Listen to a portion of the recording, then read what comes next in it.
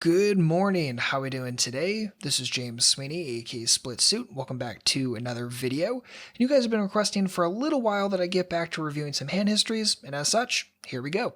So today's hand was sent in by Ralph. Ralph, thank you so much. This is a hand from 2 No Limit with a 1 cent ante, and in this spot, let's check it out. So we have Don who opens under the gun, and just for the record, I don't know why these hands display like this, but in Poker Tracker when there's an ante in, sometimes cash game hands look a little bit wonky, so just bear with me, it is what it is.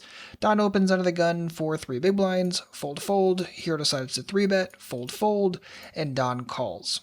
So in the write-up, Ralph says this, says villain was a 30-10 over a small sample size of 10 hands, and Ralph made the assumption that Don was going to be pretty fishy. So let's start with that assumption first. So like Ralph said, the 10 hands is a pretty darn small sample size. So I don't really want to say that this person is for sure going to be pretty fishy yet.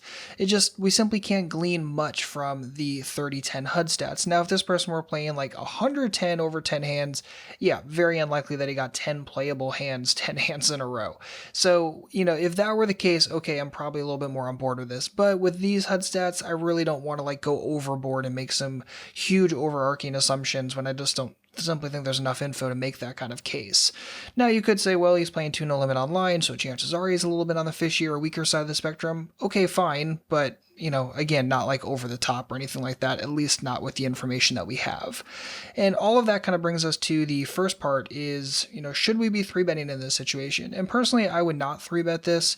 I just don't think that we have information to say that Don is really going to be opening super, super wide from early position. And because of that, if you're assuming he's a weak player, I don't hate flatting here, taking position and going forward from there. You don't need to 3-bet and bloat the pot, and you really have no idea what Don's going to be calling with, what he's going to be 4-betting with. You probably don't have too much of a plan.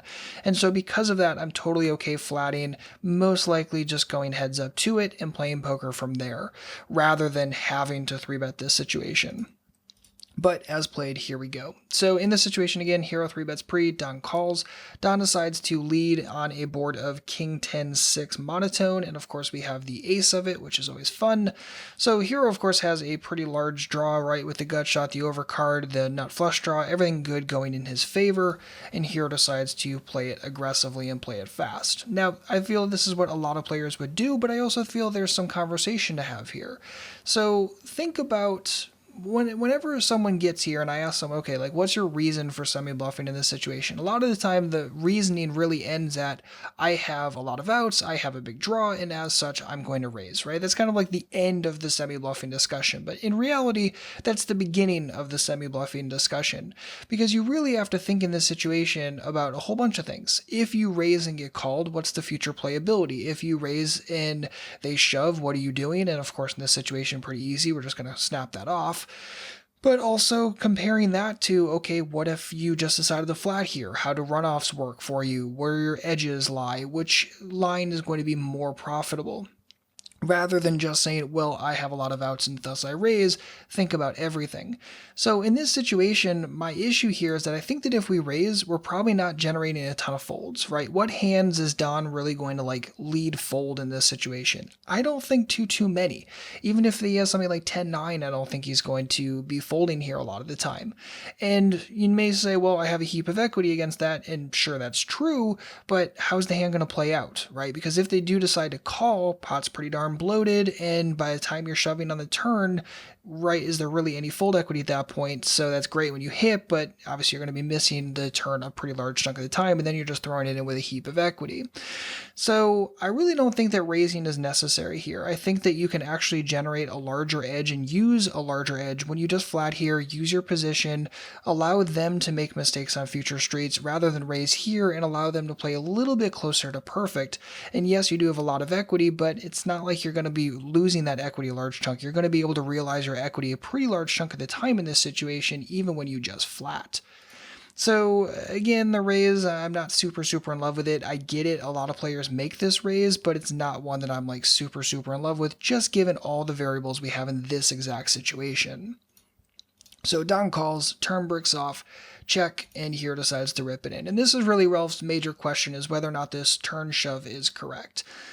And here's my issue with it again, kind of like I alluded on the previous street, is that if we do decide to raise flop and they call and we brick turn, if we shove, we're giving them a great price. They're getting 3-1, and chances are they're going to be calling with just about everything. So unless the everything they're continuing with includes a lot of, like, say, Queen 9 with the naked Queen of Clubs or something to that effect, chances are you're getting snapped off here by King X, of course, probably by 10X, because if he didn't fold on the flop, he's probably not folding now.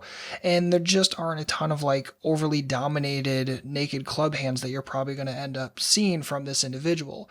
So again, probably no fold equity, and when you get it in, yes, you have a decent amount of equity, but you're not like ahead by any stretch of the imagination really ever.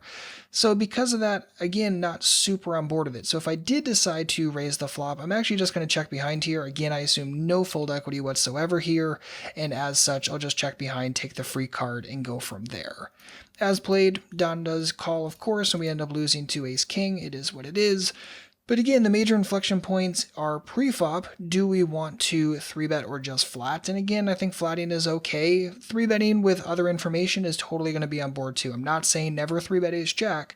I'm just saying there are situations that make it better versus not as good. And then of course the flop raise is the major decision, right? Do we just flat? Do we raise? What goes into that conversation beyond just we have a lot of equity is really looking at all the lines, all the possibilities, and what your EV is in all of those lines. So that's going to wrap it up for this video. Ralph, thank you so much for the great hand, and hopefully this answers all your questions about playing this hand a little bit better. And just for the record, if you're interested in learning how to play one-card flush draws just a little bit better, check the link in the description box. I have a full video that I've done in the past about how to play one-card flush draws, this of course fitting that bill.